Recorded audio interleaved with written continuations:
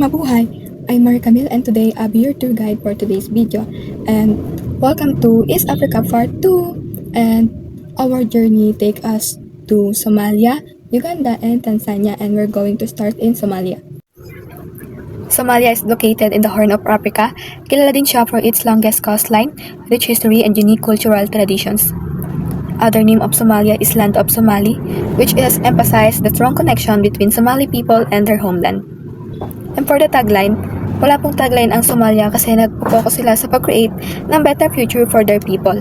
And Somalia is known for its rich culture, history, and tradition, kahit na wala silang tagline. And of course, resilient people. And the capital of Somalia is Mogadishu.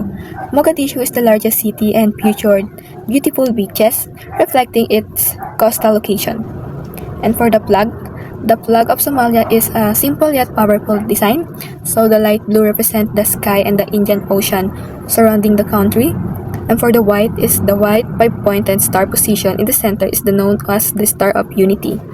This flag is symbolized the unity of Somali regions and people. For the currency of Somalia is Somali shilling. Ang symbol nito is SOH for local and SH naman kapag international.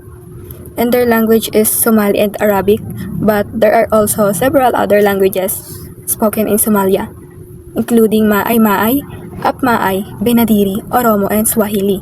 And for their religion, mostly Muslim and Somali, but there's also small communities of Christian, Sufis, Hindus, Buddhists, and Jews. And for the major carrier, Dawla Airlines, Juba Airways, and African Express Airway. Next is the three most common foods in Somalia. The first one is the flatbreads. This is typically eaten for breakfast with butter and honey. It's common and because it's simple food made with two basic ingredients, and these flatbreads reflecting the importance of bread in daily meals. Next is rice. Ito ay tinatawag nilang baris. And ang toppings nito is lamb, camel, goat, chicken, or beef. Actually, there are three varieties of rice and siniserve lang siya kapag may mga special occasions and siniserve din siya sa mga visitors kasi it serve as respect and honor toward their visitors. And next is the pasta. This pasta is called bastra. It's spaghetti with a mildly savory red sauce called sugo. Itong pasta sa kanila is siniserve din siya kapag may mga occasions like weddings and religious festivals. And nakita nyo is may banana dyan sa pasta. Actually, walang sagot sa tanong kung bakit may banana dyan kasi nagibigla na lang nila itong naging tradisyon. Kumbaga may gumawa ng tao na laging sa pagkain niya is may saging and ginaya siya and ayun, napasa-pasa hanggang sa naging tradisyon nila na minsan may saging sa food nila. And for our four famous tourist spot, the first one is La Asjal. La Asjal means camel's well kasi may tubig po doon na pinagkukunan ng tao at hayop ng pangailangan nila like syempre water. And this La Asjal po ay nag-offer daw ng early history or glimpse sa dating pamumuhay, tradition, and culture ng mga naunang tao. At itong artwork nila features vibrant colors like red, white, black, violet, brown, and yellow. And next is Mogadishu Beach, the capital of Somalia. Itong Mogadishu Beach is kilala siya sa white sand, clear water, and of course sa dami ng activities nito like sunbathing, swimming, water sports, at iba pa. And of course, pwede ka rin dito manood ng sunset, kumain ng mga masarap na seafoods, and pwede po ito for relaxation and recreation. Next is the Shanghai Old City. Itong Shanghai Old City is hindi siya connected sa Shanghai ng China. The Shanghai Old City is originated during the Italian colonial period. And kaya siya naging tourist spot is because of the city's rich history and diverse cultural influences. And next is the Mogadishu Cathedral. Hindi lang po ito kilala sa beautiful architecture, kundi pati na rin sa historical significance na meron ito. And as you can see, kahit wasak na yung ibang gusali nito ay binabalik-balikan pa rin ng ibang tourists dahil iba daw ang experience nila or napipil nila kapag pumupunta sila dito. Dahil ito daw ay nagbibigay sulyap sa nakaraan ng Somalia. And for our festival, the first festival is Eid al-Fitr. Itong Eid al-Fitr is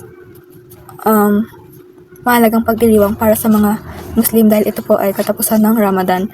Ang ginagawa nila dito ay nagdarasal at kumakain ng sama-sama. And may tinatawag din silang charity na kung ano yung maipon nila doon is binibigay po nila sa mga mahihirap. At itong Eid al-Fitr is hindi lang basta festival sa kanila. Ito daw po ay papakita ng pagkakaisa at pagsasama-sama nila. The next is Eid al-Adha. Itong Eid al-Adha is pagpapaalala kay Propeta Ibrahim dahil sinacrifice niya yung anak niya bilang pagsunod kay God.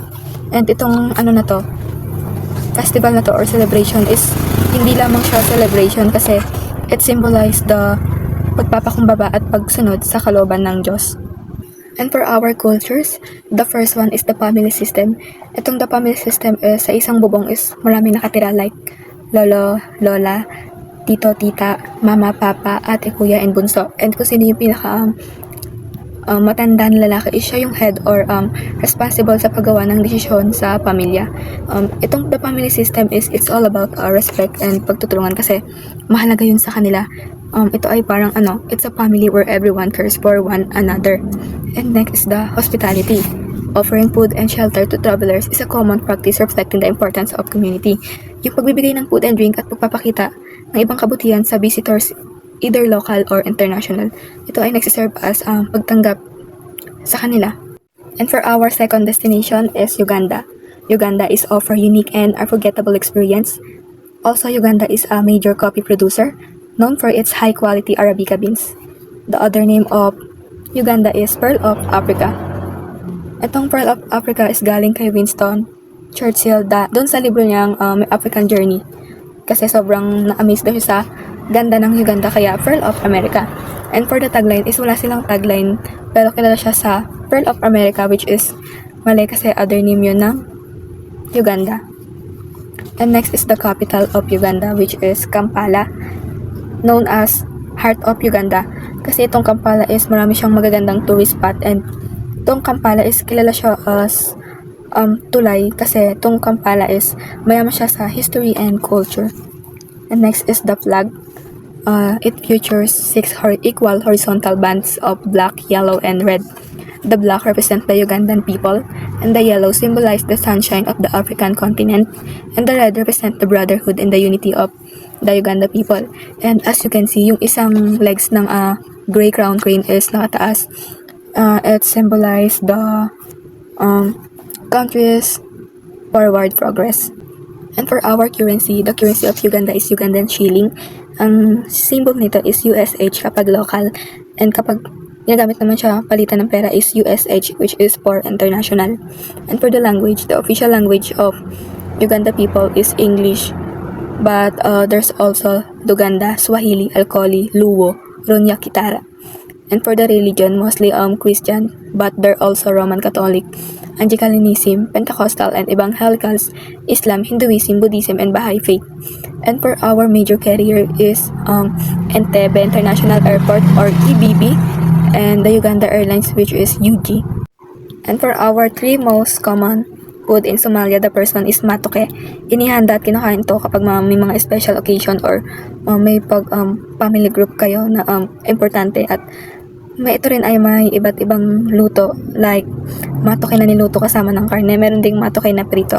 Itong matoke is para siyang minudo pero yung laman niya is saging. And next is lowombo. Itong lowombo is dating siniserve siya sa mga royalty pero ngayon part na siya ng traditional food ng Uganda. This dish consisting of meat, beef, and chicken. Sikat siya lalo na kapag may mga special occasions din. And next is the ugali. Itong ugali is typically served as side dish with vegetable and meat, and minsan may fish pa siya. Ito ay common food kasi affordable at madaling lutuin or gawin. And kinakain daw to is ng nakakamay. And also kapag shinare mo daw to, it means unity or belonging. And for our 4 famous tourist destination in Uganda is the first one is Bwindi Impenetrable Forest National Park.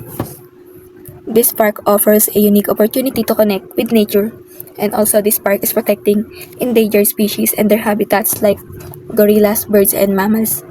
And next is Dokibale Forest National Park.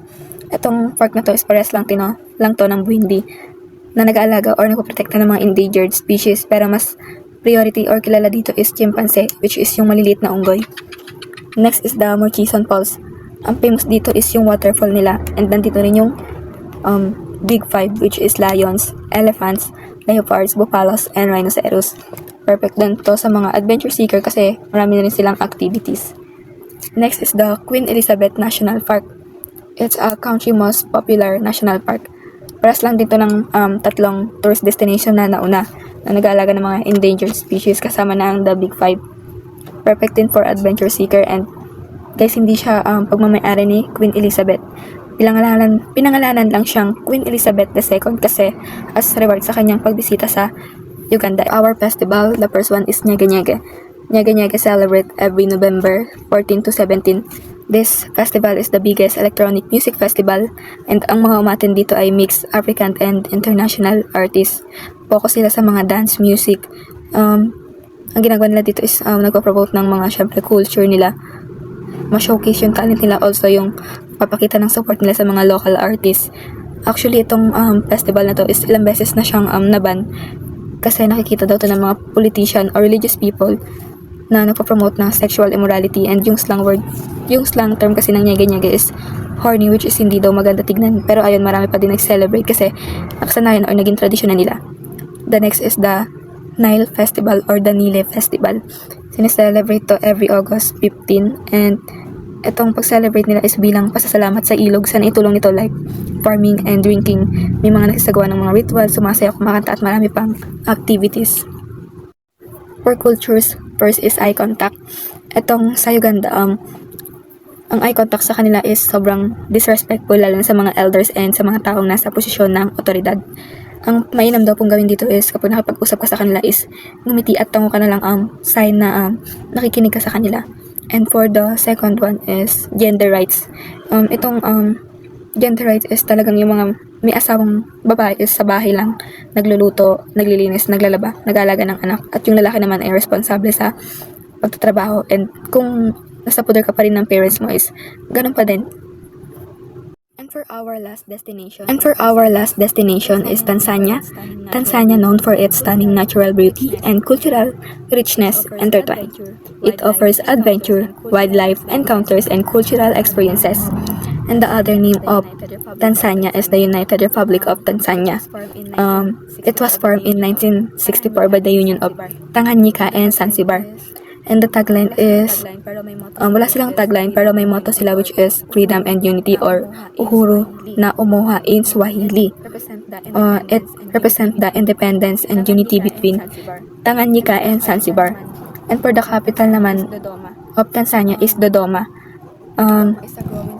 Dodoma is a growing city located in the heart of the country, and itong Dodoma is unique blend of traditional and modern architecture.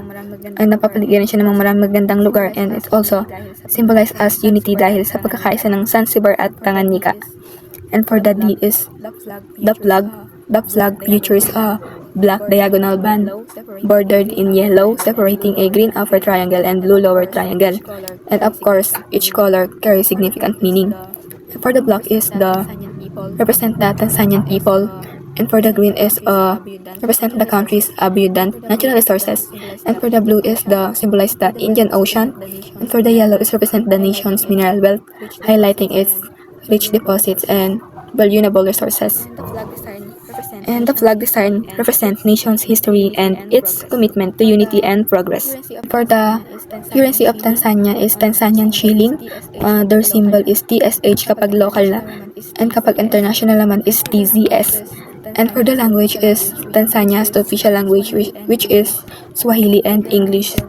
And for the religion is mostly Christian, but most of them are Catholics, Lutheran, Anglican, Orthodox, and other communities like Islam and Muslim. And for major carrier is Julius Nyerere International Airport, or kilala siya as DAR, and the primary international airport of Tanzania is located in Dar es Salaam, the country's largest city. And for our three common food in Tanzania is the first one is nyama koma. Nyama koma means grilled meat, popular in Tanzania and Kenya. Hindi lang goat meat, meron ding beef, chicken, and even fish. Usually, siniserve siya with side of fresh salad. Next is the pilau rice.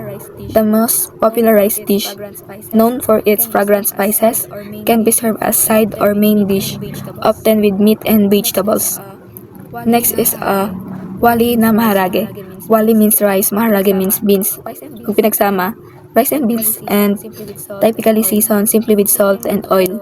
Simpleng luto pero masarap at nakakabusog. And for our 4 famous tourist destination is the Kondowa Rock Art Site. Kilala siya dahil sa mga unique rock paintings na nagbibigay glimpse sa atin ng dating pamumuhay, paniniwala at kultura ng mga nakatira dito over the 1,000 years. And next is the Stone Town. Itong Stone Town, kilala siya bilang unique blend of Arab, Indian, and European architecture. Yung kalye dito is makikitid, tapos may mga madadaanan kang magagandang pinto na may ukit. Tapos meron din dito ng mga maraming markets and traditional house at iba pa na place or store na pwede nyong puntahan. And next is the Selos Game Reserve. Ito ay kilala dahil sa lawak ng kagubatan at iba't ibang hayop na meron dito, katulad ng elepante, lion, leopard, and kalabaw. At maraming iba't ibang uri ng mga ibon. And of course, may mga activities din sila dito na pwede nyong gawin like horseback riding. And next is the ruins of Kilwak, Kisiwani. Dati dito ginagawa yung mga kalakalan or trading ng ibang bansa. And yung ibang building dito ay ginagamit nila dati bilang bodega or tambakan ng mga kalakal. Kalakal nila at ang mga building ay hindi lang mga ordinaryong building dahil ang bawat sulok daw nito ay nagpapakita ng mahalagang kaysaysayan ng kalakalan nung rehiyon. And for our festival, the first one is the Union Day or Tanzanian Unification Day. Sineselebrate to every April 26. And pinagdiriwang nila dito is yung pagkakaisa at pag-unlad ng bansa nila. Ito ay isang araw lang po ginaganap at itong araw na to ay puno ng pagpapakita ng mga culture, at may mga parade at nagtatapos to sa speech that highlight the country's achievements. And next is Waka Kogwa Festival. Ito ay sineselebrate around July 23 or 24, the Shirazi New Year in Zanzibar. Ay occasion na nagpapakita ng traditional na musika at sayaw at unique rituals. Dito ay bumubuo sila ng kubo tapos sinusunog din nila para which is symbolize the freedom to the negativity, at ang usok nito ay ginagamit ng healer upang hulaan ang future or kapalaran ng village para sa darating na taon. And for our culture, unang-una na dito is don't sniff your food. Ang pag-amoy kasi sa pagkain ay tinuturing nila na bastos or disrespectful dahil ang pag-amoy nito ay parang sinasabi mo na hindi ka sigurado kung masarap o ligtas itong kainin. And next is the avoid public affection. Sa Tanzania, bawal ang maghawak kamay, magyakapan at maghalikan kahit in relationship kayo kasi para sa kanila hindi mo ginagalang ang kultura na meron sila or ang paniniwala nila. Kahit mag-asawa pa kayo, bawal dahil naniniwala sila na sa mga private rooms lang yung ginagawa. At saka yung conservative at pagiging decente ay malakas sa tradisyon at kultura ng Tanzania. And this is the end of our journey in East Africa. Thanks for listening, everyone. Bye-bye!